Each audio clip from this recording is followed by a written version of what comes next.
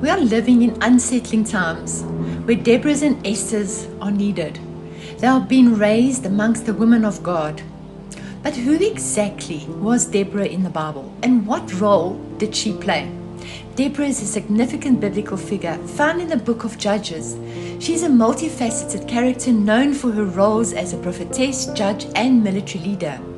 Her story is told in Judges chapters 4 and 5. Deborah lived during a disruptive time in Israel's history when the nation was oppressed by the Canaanites.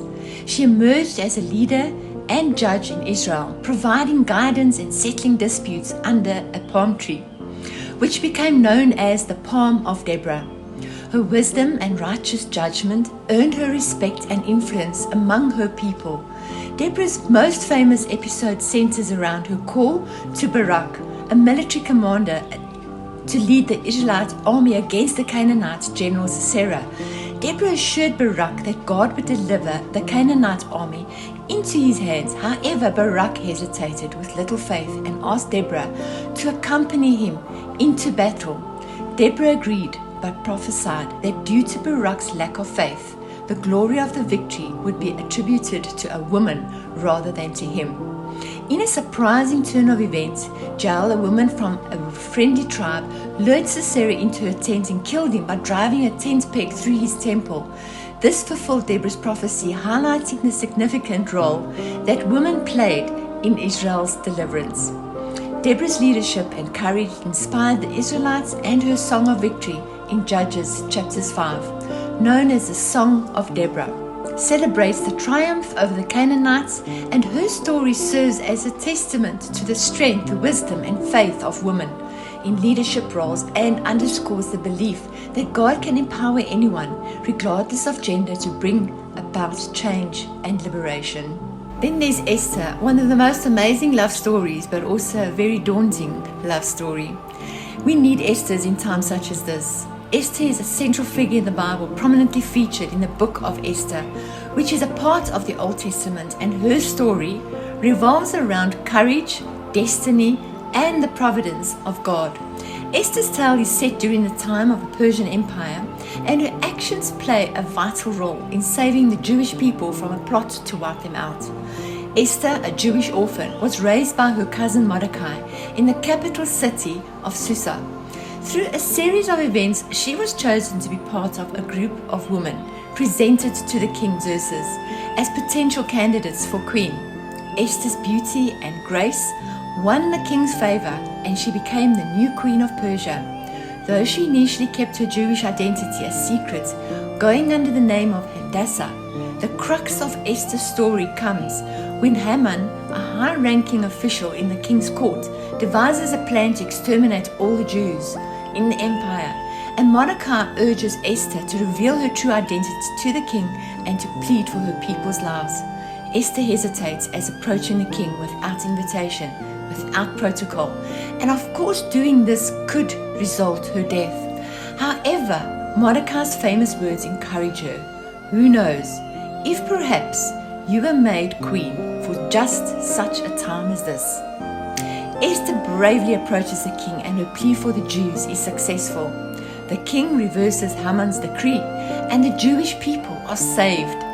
Haman's wickedness leads to his own downfall, and the holiday of Purim is established to celebrate the victory.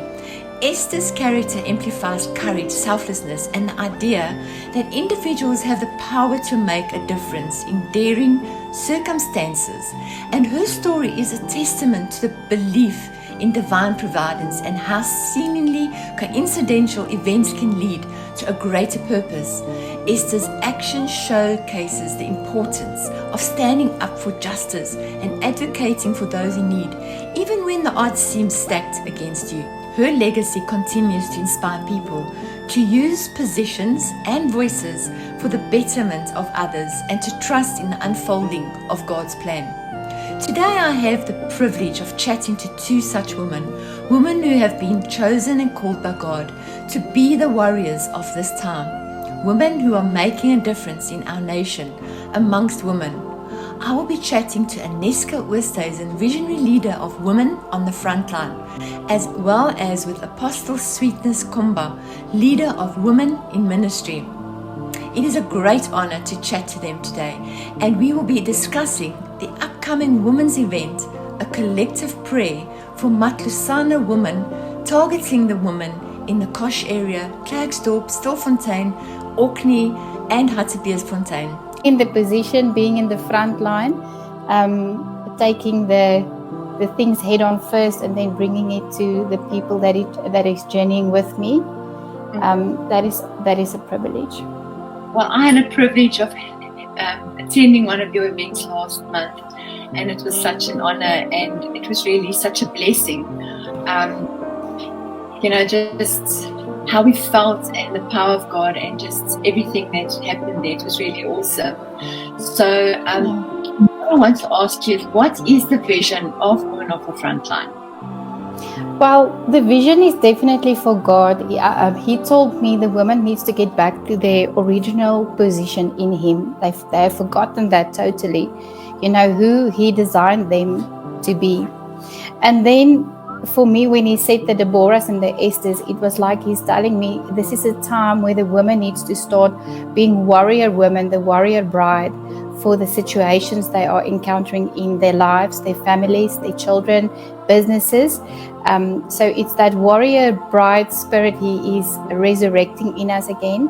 And then also about the Esthers, what He told me is you need to connect with that side in you, because you cannot warrior and be a warrior but don't spend time in the secret place, because that is where the worship and the anointing is, and then you go out in the battlefield for Him. So for me, He taught me, my daughter, I want you to have those two components inside of you, and I want you to teach the women as you go along. So we are contending we are praying, we are interceding, we do a lot of worship. And we are contending for revival, because He said this is where revival is going to break out, because the women are going to unite like one army. The enemy wanted to silence us for too long. Now they are going to unite with one voice, one heart, one spirit, and then you're going to see what's going to manifest. But it's not only the women, the men are going to come in like the Gideon's army. I saw men, women, children together for this revival. And He said to me, this will be my last outpouring of my spirit. That is why I'm trusting the women for this movement I want them to birth on earth. Sure.